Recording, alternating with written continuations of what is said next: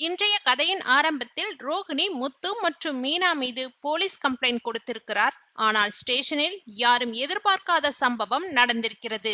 ரோகிணி செய்த சூழ்ச்சிகள் எல்லாம் எப்போது மொத்த குடும்பத்துக்கும் தெரிய வந்திருக்கிறது. அப்போது மீனாவின் தோழிகள் ரோகிணியை கடத்தி கொண்டு போய் வண்டியில் வைத்து அடித்திருந்தனர். இதை கேள்விப்பட்ட அண்ணாமலை முத்து மீனாவை திட்டுகிறார். என்னதான் இருந்தாலும் நம்ம குடும்ப விஷயத்தை நீங்கள் அடுத்தவங்க கிட்ட சொன்னது தப்பு என்று சொல்லிக் கொண்டிருக்கிறார். அதற்கு மனோஜும் விஜயாவும் அவ எல்லாம் அடி வாங்குற ஆளுதான். என்னை விட்டிருந்தா நான் எல்லாம் அவளை வெட்டியே போட்டிருப்பேன் என்று சொல்லிக் கொண்டிருக்கின்றனர். அதற்கு அண்ணாமலை, இனி ரோகிணி விஷயத்தில் ரொம்ப கவனமாய் இருக்கணும். முதலில் நாம் தான் ஸ்டேஷனுக்கு போயாகணும் என்று சொல்லிக் கொண்டிருக்கிறார். அதற்கு விஜயா, அதெல்லாம் தேவையில்லை. நான் அந்த ரோகிணியை இந்த குடும்பத்தை விட்டு பிரிச்சு வைக்கப் போகிறேன். அவளுக்கும் நமக்கும் இனி எந்த சம்பந்தமுமே இல்லை. அவளை டைவர்ஸ் பண்ணுவதற்காக ஏற்பாடுகளை எல்லாம் நான் செஞ்சிட்டு இருக்கேன் என்று சொல்லிக் கொண்டிருக்கிறார். அந்த நேரத்தில் முத்துவை தேடி போலீஸ் வருகின்றனர். ஸ்டேஷனில் உங்க மேல ரோகிணி கம்ப்ளைண்ட் கொடுத்திருக்காங்க, அதனால நீங்க உடனே போலீஸ் ஸ்டேஷனுக்கு வரணும் என்று சொல்கின்றனர். அதற்கு அண்ணாமலை, நான் சொன்னது போலவே நடந்துச்சு. அந்த பொண்ணு லேசுப்பட்ட ஆளாக தெரியவில்லை என்று சொல்கிறார். அப்போது விஜயா, இவளுக்கு இவ்வளவு தைரியம் வந்துட்டா, போலீஸ் ஸ்டேஷன் வரைக்கும் போயிட்டாலே, இவளை சும்மா விடக்கூடாது என்று சொல்லிக் கொண்டிருக்கிறார். கடைசியில் முத்துவும் மீனாவும் ஸ்டேஷனுக்கு போகின்றனர். அங்கு ரோகிணி ஸ்டேஷனில் இருக்கிறார். அவர், இங்க 2 பேரும் தான் என்னை சரமாரியா அடிச்சு கொலை பண்ண பார்த்தாங்க.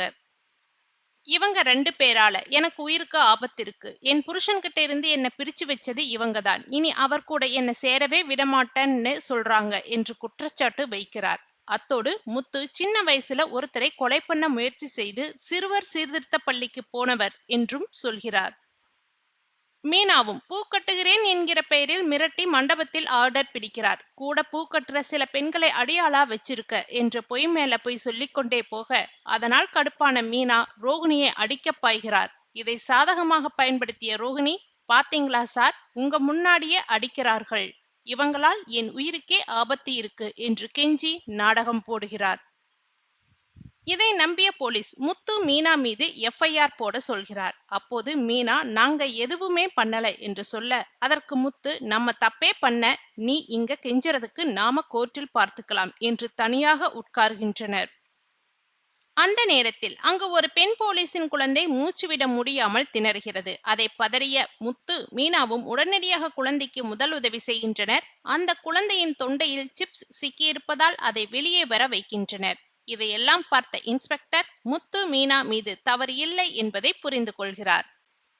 பிறகு ரோகிணியிடம், உன் மேலதானம்மா சந்தேகமா இருக்கு, நீதான் நாடகம் போடுறியா, உண்மையில் இவங்க உன்னை அடிச்சாங்களா என்று கேட்க, அதற்கு முத்து ரோகிணி செய்த ஏமாற்று வேலைகள் எல்லாவற்றையும் சொல்கிறார். இதை கேட்டதும் போலீஸ் ரோகிணியை திட்டிக் கொண்டிருக்கிறார். அந்த நேரத்தில் வந்த அருண் ரோகிணியின் மொத்த ஃப்ராட் வேலையையும் போட்டு கொடுக்கிறார். இதனால் இன்ஸ்பெக்டர் ரோகிணியை திட்டிவிட்டு அவர் மீது கேஸ் ஃபைல் பண்ண சொல்கிறார். அப்போது முத்து, டவர்ஸ் கேஸ் நடக்குது, அது முடிஞ்சா போதும் சார், இந்த கேஸ் எல்லாம் வேண்டாம் என்று சொல்லிவிடுகிறார்.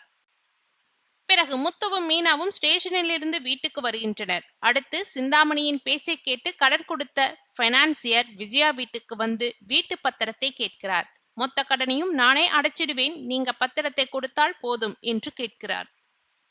சிந்தாமணி சூழ்ச்சி தெரியாமல் விஜயா சரி என்று சொல்ல, அப்போது முத்துவும் மீனாவும் அண்ணாமலையிடம் இந்த நபரை நம்ப வேண்டாம் என்று சொல்கின்றனர். ஆனால் அண்ணாமலை அந்த பைனான்சரை அனுப்பி வைக்கிறார். அதற்கு விஜயா, எனக்கு என்ன தோணுதோ அதைத்தான் நான் செய்வேன், கடனை அளிக்கிற வழியைத்தான் பார்க்கணும், யாருமே இங்க பணம் தரப்போவதில்லை என்று மட்டம் தட்டி பேசுகிறார். மீனாவுடன் பூக்கட்டும் பெண்கள் ரோகிணி பற்றிய விஷயங்களை அறிந்து அவளை கடத்தி அடித்து துவைக்கின்றனர். இதை வைத்து மனோஜ் கடைக்கு வந்து எமோஷனல் டிராமா போடுகிறான். ஆனால் அவன் வெளியே போக சொல்லி துரத்திவிட ரோகிணி நேராக போலீஸ் ஸ்டேஷனுக்கு கிளம்பி வருகிறாள். ரோகிணி அடிவாங்கிய விஷயம் தெரிஞ்சு அண்ணாமலை அதிர்ச்சி அடைகிறார். மீனா முத்து வீட்டுக்கு வந்ததும், நான் எதுவும் பண்ண வேணாம்னு சொன்னேன்ல, எதுக்காக இப்படியெல்லாம் பண்ணீங்க என்று கோபப்படுகிறார். அப்போது மீனா, நாங்க அடிக்கவில்லை மாமா, என் கூட பூ கட்டுறவங்க அடிச்சிருக்காங்க என்கிறாள். உடனே விஜயாவும், எப்படியோ அவள் அடி வாங்கியிருக்காள், அந்த விதத்துல எனக்கு ரொம்ப சந்தோஷம் என்று சொல்கிறாள். இந்நிலையில் மனோஜ், நானும் நல்லா திட்டி விட்டேன்மா, எனக்கும் சந்தோஷமா இருக்கு என்று சொல்ல, அண்ணாமலை, என்ன இருந்தாலும் ஒரு பொண்ணை அடிக்கிறது தப்பு என்கிறார். அத்தோடு அந்த ரோகிணிக்கு சும்மா இருக்காமல் போலீஸ் ஸ்டேஷன் போயிட்டா என்கிறது என்று சொல்கிறார். அவர் சொன்னதைப் போன்றே 2 போலீஸ்காரர்கள் அங்கு வருகின்றனர். முத்து மீனா மீது ரோகிணி புகார் கொடுத்திருப்பதாக சொல்லி போலீஸ் ஸ்டேஷன் அழைக்கின்றனர். அவர்களும் அண்ணாமலையிடம் நாங்க போயிட்டு வந்துடுறோம் அப்பா, எதுவும் பயப்படாம இருங்க என்று சொல்லிவிட்டு கிளம்புகிறார்கள். ஸ்டேஷனில் ரோகிணி இருக்க இவங்க தான் என்னை அடிச்சாங்க, ஜெயில தூக்கி வையுங்க சார் என நடிப்பை போட ஆரம்பிக்கிறார். இதனால் மீனா கடுப்பாகி நாங்களா உன்னை அடிச்சோம் என்று ரோகிணி கையை முறுக்குகிறாள். இதனை பார்த்த இன்ஸ்பெக்டர் அதிர்ச்சியாகி முதல்ல இவங்க 2 பேர் மேல எஃப்ஐஆர் போடுங்க என்கிறார். முத்துவும் நம்ம மேல எந்த தப்பும் கிடையாது, என்ன நடந்தாலும் பார்த்துக்கலாம் பா மீனா என்று சொல்கிறான். அப்போது அங்கிருக்கும் போலீசின் சின்ன பையன் ஏதோ சாப்பிடும்போது தொண்டையில் மாட்டிக்கொண்டு மூச்சுவிட முடியாமல் சிரமப்படுகிறான். உடனே முத்து வந்து அந்த பையனை தலைகீழாக தொங்கவிட்டு முதுகை தடவி கொடுக்கிறான். இதையெல்லாம் கவனிக்கும் இன்ஸ்பெக்டர் இவங்க மேல தப்பு இருக்கிற மாதிரி தெரியலை. அப்போது அருணும் ஸ்டேஷன் வர நடக்கும் விஷயங்களை எல்லாம் பார்க்கிறான். ரோகிணி மீண்டும் பொய் சொல்ல ஆரம்பிக்க முத்து கடுப்பாகி நான் எதுவும் சொல்லக்கூடாதுன்னு நினைச்சேன்.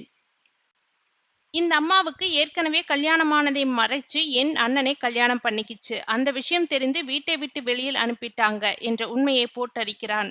அருணும் வந்து முத்து மீனாவுக்கு சப்போர்ட் பண்ணி பேசுகிறான். இதனால் இன்ஸ்பெக்டர் உண்மையில்தான் எஃப்ஐஆர் போடணும் என்கிறார்.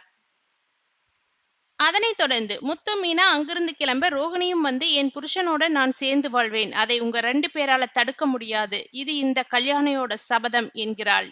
அவளை முத்து மீனா கிண்டலடித்துவிட்டு வீட்டுக்கு போகின்றனர். அண்ணாமலையிடம் நடந்த விஷயங்களை சொல்லிக் கொண்டிருக்க மனோஜுக்கு கடன் கொடுத்த பினான்சியர் வருகிறார். விஜயாவிடம் சிந்தாமணி மேடம் எனக்கு தெரிஞ்சவங்க தான், அவங்க என்கிட்ட உங்களுக்கு உதவி செய்ய சொல்லி கேட்டாங்க, உங்க வீட்டு பத்திரம் பேங்க்ல இருக்குல்ல, அதை அடைக்க பணம் தர்றேன், பத்திரத்தை வாங்கி என்கிட்ட கொடுங்க, 2 கடனும் என்கிட்டயே இருக்கட்டும் என்கிறான். அவன் சொல்வதை கேட்டு சந்தேகப்படும் முத்து அண்ணாமலை தனியாக அழைத்து இதெல்லாம் வேண்டாம், இவனா வந்து உதவி பண்றேன்னு சொல்றது சரியா தெரியலை. அண்ணாமலை அவன் சொல்வதை சரியென்று கூற விஜயா கொஞ்சம் யோசித்து சொல்வதாக பைனான்சியரை அனுப்பி வைக்கிறாள். அதன் பின்னர் அண்ணாமலையிடம் வீட்டு விஷயத்துல யாரும் தலையிடாதீங்க, அந்த கடனை அடைக்க இதுதான் சரியா இருக்கும் என முகத்தில் அடிப்பதை போன்று பேசுகிறாள். அண்ணாமலையும் சைலண்டாக முத்து சாரிப்பா, இந்த விஷயத்துல நான் தலையிட்டு இருக்க கூடாது என கூறிவிட்டு போகிறார். அதன் பின்னர் மனோஜுக்கு போன் பண்ணி அவன் மனதை மாற்றுவதை போன்று பேசுகிறாள் ரோகிணி. நான் செத்துட்டா உன்னை மறந்துடுவேன் என்று எமோஷனல் பிளாக்மெயில் பண்ணுகிறாள். அதற்கு மனோஜ் என்ன டிராமா பண்ணிட்டு இருக்கியா, போனை வெயிடி என்கிறான். ஆனாலும் ரோகிணி விடாமல் பேசிக்கொண்டிருக்க போனை கட் பண்ணுகிறான் மனோஜ். இதனை அடுத்து அவள் போடும் திட்டத்தால் நடக்கப் போவது என்ன என்பதை அடுத்து வரும் சிறகடிக்க ஆசை சீரியல் எபிசோடில் பார்க்கலாம்.